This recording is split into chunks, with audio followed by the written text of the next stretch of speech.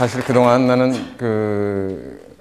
의학자로서 또 교수로서 학생들 강의라든지 아니면 논문 발표 이런 데는 많이 가봤지만은 이같이 일반인 학생이나 일반인들을 대상으로 한 이런 강연은 사실 처음이에요. 그래서 사실 망설였는데 두 가지, 이 제목이 마음에 들고 숨을 불어넣는 자, 이 제목이 마음에 들고 또 이 TEDx가 처음엔 뭔지도 몰랐는데 이 준비하시는 이 젊은 학생들이 굉장히 열의가 있어요. 그래서 저한테 숨을 불어넣어 주더라고요. 나가서 한번 해봐라 하고 그래서 나오게 됐어요. 용기를 갖고. 사실 내가 가지고 온 이 주제가 여러분들한테 이렇게 맞는지 어떤지는 잘 모르겠어요. 저는 그냥 한 가지만 쭉 이렇게 해서 한 30여 년을 해왔거든요. 30여 년을 해왔다는 게 여러분 한 가지 생각해 보세요. 여러분 좋아하는 사람도 아니면 좋아하는 물건도 좋아하는 음식도 한 3년 하면은 그 음식에 좀 질리고 그러잖아요. 좋아하는 일도 한 10년 하면 실증 나고 권태기 나고 그러잖아요. 근데 저는 칼잡이 성형외과 의사로서 32년째예요.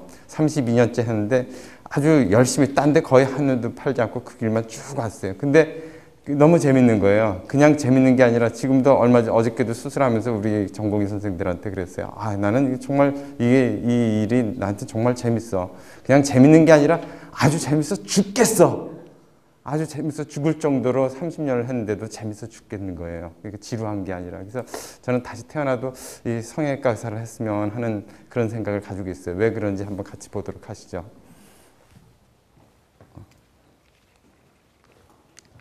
제가 하는 일들을 갖다가 소개하는 시간을 갖게 됐는데 시간이 사실 좀 제한돼 있어서 저는 1시간 정도 보통 하는데 한 18분 정도 하라고 그러니까 이 시간 조절하는 게 조금 어려울 것 같아요. 여러분들이 생각하는 거는 이런 보통 성형외과를 하면은 이런 미인 만드는 과 이렇게 생각하지 않겠어요? 그래서 사실은 우리나라의 그 역사상 보면 가장 아름다운 여인 하면은 아마 중국에는 양귀비 뭐 이렇게 손을 꼽겠지만 우리나라는 황진이가 아닐까 싶어요. 근데 황진이에 대한 묘사한 글들이 많지는 않은데 보름달 같이 둥그렇고 뭐 그런 모습이라고 해요. 대부분의 몽골리안들이 이렇게 얼굴에 광대뼈가 나서 둥그렇고 그렇거든요. 근데 이 과거에는 이와 같은 모습이 미인이었지만 요즘은 자꾸 이렇게 가름하고 광대뼈도 작고 코도 길쭉하고 눈은 좀 양미가 눈썹도 이렇게 좀 멀어지고 하는 그런 형태를 더 미인이라고 보기 때문에 유감스럽지만 황진이가 다시 태어나서 지금 현 세대에 온다면 분명히 성형외과 또 찾아오지 않을까 이런 생각을 좀 합니다. 근데 여러분들이 생각하는 이 성형수술은 이런 미용 성형수술로부터 시작된 건 아닙니다. 이거는 사실은 굉장히 오래됐는데 전쟁의 역사하고 같아요. 맨날 전쟁터 나가서 싸우고 그러면은 다치고 그러잖아요. 여러분 좀 우리 뼈 아픈 기억이지만은 일본 사람들이 임진왜란때 와가지고 코를 베어가고 귀를 가져가가지고 자기네 나라에다가 코무덤 만들고 귀무덤 만들고 누가 코무덤 귀무덤 만들어 달라고 그랬어요? 죽이지 말라고 그랬지. 또 와가지고는 자기가 승리했다는 기념으로 나 이만큼 많이 죽였다. 그래서 코를 잘라가지고 나 5명 코를 베었으니까 내가 5명이나 적을 무찔렀으니까 상을 주시오 하는 그런 그 표시 하나로 이렇게 코를 베어가고 귀를 베어가고 또 노예 표시로 하고 그랬었거든요. 근데 전쟁이 끝나고 나면 그걸 또 다시 복원시키고 싶어 하거든요. 사실 코가 없어지면은 숨쉬기는 더 편할지도 모르겠어요. 구멍이 더 커지니까. 그렇지만 모양이 안 좋고 다른 사람하고 다니까 그걸 자기하고 다른 모습을 가지고 있는 그런 사람들을 봤을 때 자기하고 신체적인 어떤 열등감도 있고 그렇기 때문에 기능적으로는 아니더라도 또 모습을 복원하려고 하거든요. 그래서 전쟁의 역사와 같았는데 인도에서 기록상으로 보면 2600년 전에 도공계급이 그 쿠마스라는 도공계급들이 도자기도 만들고 이런 손재주가 많았었던가 봐요. 근데 뭐 이렇게 도자기도 만들고 그릇도 만들고 그랬을 뿐만 아니라 사람 이렇게 귀도 잘라주고 손도 잘라주고 뭐 그러면 그거를 손재주가 좋으니까 살을 이용해서 이렇게 만들어주고 하는 그런 수술들을 했어요. 그것이 지금도 인디안 플랩이라고 텍스트북에 보면 이렇게 나오는데 이 터반을 쓰고 이마에 있는 살 가지고 이렇게 만드는데 이게 참 획기적이에요. 그 다음에 한참 2000년이나 지난 다음에 이태리에서 그 중세 시대에 또 칼로 잘리고 그런 사람 코를 만드는데 그 사람들은 그냥 그 당시 인도의 그 이런 발달된 의학을 못 봤었던가 봐요. 팔을 좀 이따 사진에 나오겠지만 팔뚝에 있는 살 갖다가 붙여서 만들고 그랬거든요. 근데 이마에 있는 살이 훨씬 좋은 것이 재료가 탁월한 거예요. 우리 몸에 다 이게 똑같을 것 같지만 색깔이 다 다릅니다. 몸의 앞면과 뒷면이 다르고 여러분 손 앞뒤를 한번 비교해 보세요. 앞면은 훨씬 하얗고 보드라운 거 하면 손등은 구무티티하고 갈색을 가지고 있고 털도 나 있고 그러거든요. 그게 다른데 얼굴 중에서도 얼굴의 앞면과 뒷면이 다르고 옆면이 다르거든요. 코하고 가장 인접한 부위에는 이마의 피부가 가장 색깔도 같고 감촉도 같고 다 같은 거예요. 근데 팔뚝에 있는 살은 영 다릅니다. 갖다가 코를 갖다가 만들어 놓으면은 마치 모자이크 해가지고 이렇게 해놓은 것 같이 전혀 다른 색깔이 피부가 가세에 붙어 있는 거죠. 그래서 전혀 다른 거죠. 인도의 이러한 그러한 기술이 2600년 전에 저기 했지만 훨씬 발달된 거예요. 이것이 중세 기사들이 나가서 싸우고 나서 다 전쟁에 승리해서 영주가 돌아왔지만 코는 없는 거예요. 그래서 앉아서 그 좋은 성에서 앉아가지고 이렇게 병상에서 몇 달을 이렇게 치료를 받아서 코를 만들었지만 이 코는 분명히 지금 사진 찍어서 봤더니 앞에 인도 사람들이 만든 코보다 훨씬 못했을 거죠. 근데 이 의학이라는 것은 이러한 시행착오와 여러 가지 시도를 통해서 저기 했는데 그 중에서도 가장 획기적으로 많이 발달한 것은 해부학적인 구조를 규명해서 외과가 발달한 겁니다. 사실은 사실인지 모르겠지만 허준의 동의보관에 보면은 이렇게 시체를 해부하고 구조를 저기 했다고 했지만 서양의학에서는 훨씬 더 자세하게 머리끝에서부터 발끝까지 동맥, 정맥, 신경, 혈관뿐만 아니라 인대, 힘줄 이런 것까지 다 가는 길을 다 연구한 거예요. 사실 그런 걸 통해서 외과 수술이 발달한 거죠. 살을 이렇게 이식할 수도 있고 동맥과 정맥을 이식도 하고 힘줄도 이어주고 할 수 있는 건데 여기 주교가 딱 앉아서 있고 칼을 든 사람이 여러 사람들이 보는 앞에서 머리끝에서 발끝까지 해부를 하는 거예요. 그걸 통해서 여러 가지 동맥, 정맥을 다 관찰하고 어떤 혈관은 어디로 가서 어떤 살을 먹여 살리고 그러니까 요 살은 옮겨도 되고 요 살은 옮기면 안 되는구나 하는 걸 다 한 거죠. 그냥 칼로 비면 피만 나오지만 그 혈관이 가는 길이 있는 거거든요. 그래서 그런 걸 통해서 외과 의사들이 그 실력이 부쩍 상승하게 되는데 해박적 지식을 가지고 있음으로써 어떤 살은 옮기면 살 수 있고 어떤 사람은 이만큼 뛰면 살 수 있고 어떤 사람은 요밖에 어떤 부분은 요만큼밖에 못 옮기는가 하는 것을 이해하게 된 거죠. 근데 많은 사람들이 아까 서두에서 얘기했지만 성형외과를 하면은 다 미인을 만드는 미용 성형만 생각하거든요. 실제로 외과의 역사는 재건 성형을 통해서 발달하는데 수술 술기가 미용 성형과 재건 성형이 사실은 다른 건 아니에요. 흔히 알고 있는 지방흡입 수술이라든지 이런 것도 재건 성형에 많이 쓰기도 하거든요. 미세 수술은 재건 성형에 많이 쓰면 미용 성형에도 많이 쓰는 거예요. 단지 목적에 따라서 좀 다른 건데 재건 성형이라는 건 이와같이 사고로, 전쟁으로 또 아니면 선천적으로 기형이로 태어나서 신체 한 부분이 없다든지 변형돼 있거나 그랬을 때 그걸 복원시켜서 정상적인 삶을 살 수 있게끔 도와주는 거, 기능과 모양을 만들어서 도와주는 것이 재건 성형이고 미용 성형이라는 것은 정상적인 모양과 기능을 가지고 있는데 좀 더 필요해서 좀 더 매력적으로 좀 더 날씬해져서 이렇게 좀 더 이쁘게 보였으면 좋겠다 아니면 코도 좀 더 높였으면 좋겠다 하는 그런 목적에 따라서 하는 걸 미용성형이라고 하는 거지 실제로 이거는 후세에 있어서 목적에 따라서 수술을 어떻게 받느냐에 따라서 미용성형과 재건성형이 바뀌는 것이 수술 술기가 다른 건 아니죠. 예를 들면 우리 삼신 할머니가 잠깐 좋은 사이에 태어나서 이건 사실은 발생학적으로 보면 뱃속에서는 다 이렇게 누구나 갈라져 있어요. 그 입술이 세 갈래로 이렇게 갈라져 있거든요. 근데 태어날 때 잠시 그 붙이는 거를 본드로 붙여야 되는데 그거를 잊어버렸을 때 이렇게 갈라진 상태로 태어나는 거죠. 그러나 이런 아이가 먹지도 못하고 제대로 말도 잘 안 되는데 학교 다니고 그럴 수가 없는 거죠. 그러나 잘 수술함으로써 성형외과 의사의 손을 빌려서 삼신 할머니가 또 하느님이 조물주가 잠시 실수해서 만들어 놓은 인체를 다시 복원시킴으로써 정상적인 생활을 할 수 있는 게 이제 성형외과 의사입니다. 그래서 성형외과 의사는 어떻게 보면은 우리가 만든 모든 건축물이라든지 인간의 창조적인 어떤 기계라든지 예술 작품 이런 것은 사실은 인간의 힘으로 인간의 생각으로 만든 거기 때문에 다 그대로 어떻게 보면 재현해 줄 수 있어요. 그렇지만 인체는 인간이 만든 것이 아니라 신이 하느님이 조물주가 만든 최고의 걸작품이거든요. 어쩌면 이렇게 코를, 어쩌면 귀를 이렇게 오물조물하게 이렇게 오목조목하게 들어가고 커브지면서 이렇게 이쁘게 만들었는지 정말 불가사의한 거예요. 손은 어떻게 이렇게 기능을 발휘해서 다 이렇게 건반도 치고 또 이렇게 작용할 수 있는지 불가사의한 거죠.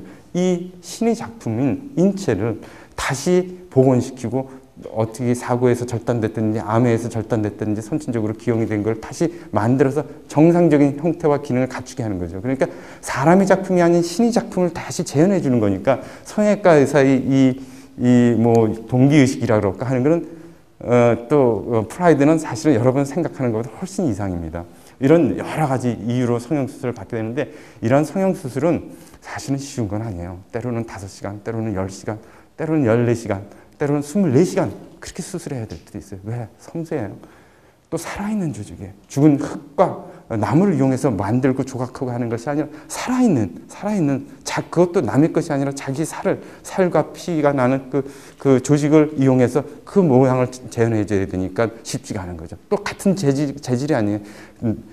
팔뚝에 있는 걸 떼다가 혀를 만들어야 되고 또 뱃살을 떼다가 유황을 만들어야 되고 발가락이라든지 발을 떼다가 손을 만들어야 되고 하니 다른 재질을 이용해서 새로운 그 창조체를 갖다 만들어야 되니까 쉽지 않은 거죠.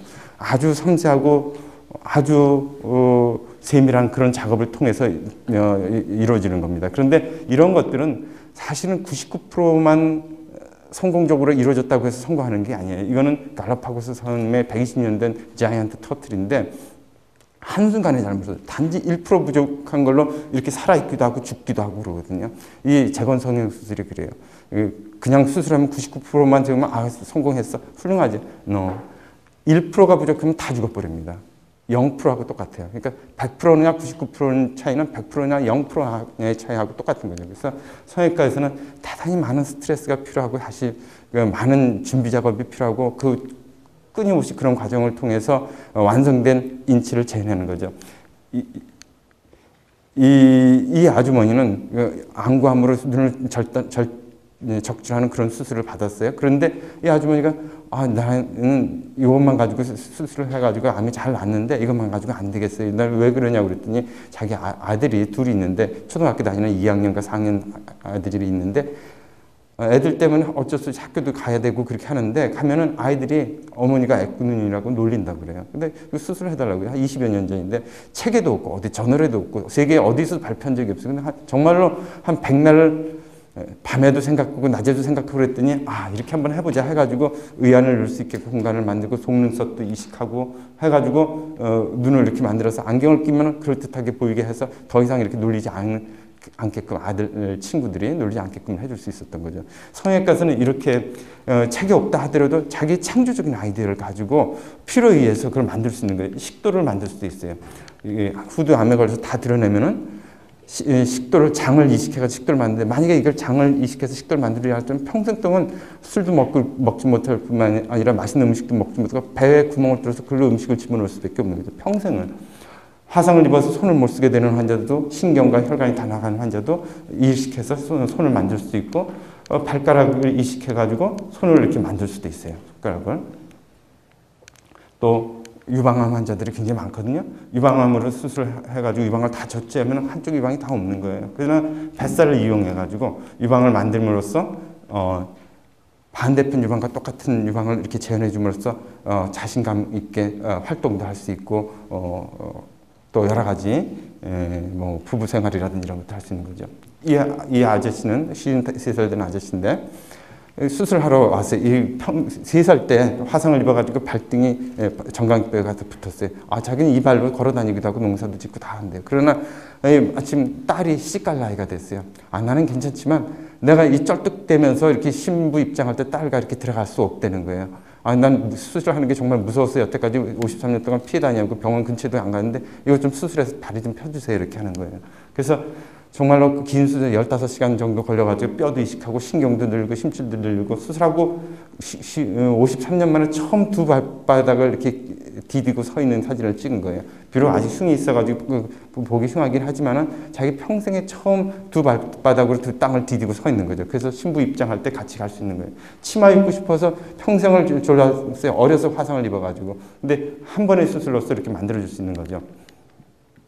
이와 같이 성형수술은 아주 쉬운 듯, 겉으로 보기에는 쉬운 듯 하지만 굉장히 많은 작업을 통해서 섬세한 작업을 하는 거예요. 그러려면은 서전이 준비되어 있지 않으면 안 되는 거죠. 여러 가지 체력적으로 미리 계획해가지고 준비되어 있지 않으면 충분한 결과를 얻을 수 없는 거예요. 마치 뒷동산에 이렇게 올라가 한 20분, 30분 산책하는 것 같은 그런 생각을 갖고 나갔다가 2시간, 3시간 마라톤 뛸 수 없는 거나 마찬가지죠. 설악산 올라간다고 준비한 거 장비를 가지고 히말라야산 갔다가 조난당해서 죽기 딱 알맞은 거가 똑같은 거죠. 미리 체력적으로, 정신적으로 준비되어 있지 않으면은 성공적인 재건 수술을 할 수 없는 겁니다. 그와 같이 성형외과의 이 재건 수술은 신체의 한 부분일지 몰라도 신이 만든 이 작품을 다시 재현해 주는 건데, 단지 그러면 재주만 좋아서 손재주만 좋아서 그걸 만들 수 있냐? 그렇지 않아요, 사실은. 예, 가끔 제가 그런 예를 들어요. 솔고 예를 드는데, 솔고가 그린 그림은, 여러분 솔고 아시죠? 신라시대의 그림 잘 그리는 화가 벽에다가 소나무를 그려놨는데 새가 날아와서 앉았다가 떨어지고, 꽃을 그려놓으면 나비나 벌이 날아온다 그랬어요. 그거는 단순히 솔고 그림을 잘 그려서 그렇게 벌이나 새가 날아오고 그런 것이 아니라, 솔고의 그림은 생명이 있어서, 즉 바람이 불면은 소나무의 향기가 흩날리고, 또 바람이 불면 소나무가 나풀나풀 내고 그렇기 때문에 그런 거죠. 왜 그러냐면 솔고는 그리면은 그림만 잘 그린 것이 아니라 솔고의 생명이, 혼이 들어가 있는 거죠. 그렇기 때문에 살아있는 나무가 되고 살아있는 꽃이 되고 그런 거죠. 성형수술이 재건수술도 마찬가지예요. 단순히 살덩어리 쭉 옮겨다가 유방 만들고 코 만들고 귀 만든다고 해서 되는 것이 아니라, 서전에 그 생명이, 서전의 숨이, 서전의 그 혼이 들어가 있어야지 살아있는, 정말로 만져도 똑같은 그 인체가 되는 겁니다. 그래서 이러한 작업을 통해서 성형외과를 하는 거기 때문에 이 조물주가 만든 이 자연이 거울에 비친 것 같이 아름다울 수 있지만, 생명을 얻으려면은, 이것은 신의 작품인 손이고 이거는 성형외과 의사가 만든 손가락인데, 같이 기능을 발휘할 수 있도록 이렇게 하는 거죠. 모양도 같아야 되는 거죠. 그래서 제가 성형외과의 이런 작업을 여러분한테 말씀드린 것과 동시에, 제가 다른 서브젝트 하나 또 한 가지는, 제가 이렇게 남에게 숨을 불어넣어주고 생명을 주는 것이 아니라, 나도 남으로부터 생명과 호흡할 수 있는 기운을, 또 에너지를 얻을 수 있는 것을 잠깐 소개해 주려고 합니다. 이것은 사랑 나누기예요. 저희 성형외과에서는 5년 전부터 우리 젊은 선생님들하고, 전공의 선생님들하고, 또 간호사들하고 같이 처음에는 봄, 가을 야유회를 갔어요. 그러다가 시각장애인들하고 같이 하루 종일 이렇게 걷고, 그러다가 요즘은 이제 매달 가게 되는데, 처음에는 이 시각장애인들이 눈이 안 보이니까, 우리가 마찬가지로 운동이 안 되고 그러니까 여러 가지 성인병도 많이 걸리고 그래요. 그래서 운동도 좀 시켜드리고, 야외 바깥 바람도 좀 세게 해드리려고 같이 이제 시작을 했어요. 지난번에 그 산정호수 같은 거고, 지난 여름에 청계산 가고, 작년에 남해산 간 건데, 하루 종일 팔짱 끼고 같이 걷습니다. 앞에 돌이 있으면 돌 있다고 알려주고, 또 나무가 있으면 알려주고, 또 끝나고 나서는 같이 저녁 식사하고, 또 화장실 갈 때도 같이 가서 손도 같이 씻고, 그러고 이렇게 보내주죠. 음식점에 들어갈 때 신발 챙겨서 같이 올라갔다가 같이 신발 신겨드리고 이렇게 되는 거죠. 처음에는 저는 이분들한테 그런 도움이 되주려고 시작했는데, 실제로는 저희가 도움을 많이 받게 됐어요. 눈이 안 보이는데도 더 아름다운 거예요. 생각하는 것도 그렇고, 저희가 조금 해주는 것에 대해서 그렇게 고마워할 줄 알고, 우리는 맨날 눈도 멀쩡하고 다리도 멀쩡하고 그러는데, 맨날 불평불만하고, 뭐 이것이 잘못됐다, 저기 뭐 학교 시설이 안 좋다, 뭐 직장이 어쨌다, 월급 적게 준다, 부모님 나한테 공부도 안 시켜준다, 뭐 돈도 덜 대준다, 뭐 그런 불평불만한 거예요. 근데 이분들은 전혀 그런 게 없어요. 전부 다 아름답고 너무나 감사하고, 저희가 오히려 더 많이 배우게 된 거죠. 진료실에 있는 저도 삼류외과 의사가 잘 치료만 해서 합병증 잘 낫기만 하면 되는 줄 알았는데, 진료실에 오르락내리락 하면서 힘들어하는 장애인분들한테 부축해드리고 신발도 신겨드리는 게 저절로 되더라고요. 저는 이분들한테 해주려고 하니까 요만큼 조금 도움이 돼드리고, 조금 이렇게 걷는데 부축해드리려고 했는데, 이분들이 저한테 훨씬 더 많은 삶에서 이렇게 살아가는 지혜와 생명을, 또 감사함을 느끼게 해준 거죠. 저는 그래서 삼류외과 의사가 훨씬 더 행복해진 거죠. 그래서 제가 주려고 했던 게 아니라 오히려 더 받게 됐는데, 결국은 숨을 불어넣는 자, 뭐냐면은, 우리가 여러분 같은 이런 젊은이들이 자기 일을 열심히 하고 열정을 갖고 공부하고 더 노력하고 배우려고 하고 하는 그런 열정과 함께, 자기 자신을 사랑하고 주위를 돌이켜보면 도움이 되주려고 하는 그러한 사랑을 가진 사람만이 숨을 불어넣어 줄 수 있는 거예요. 그래서 제 생각에는 결국은 숨을 불어넣는 자, 열정과 사랑을 가진 자가 남에게 숨을 불어넣어 줄 수 있다. 또 우리도 또 남으로부터 생명을, 숨을 이렇게 받을 수 있다 하는 것을 여러분들에게 말씀드리고자 합니다. 고맙습니다.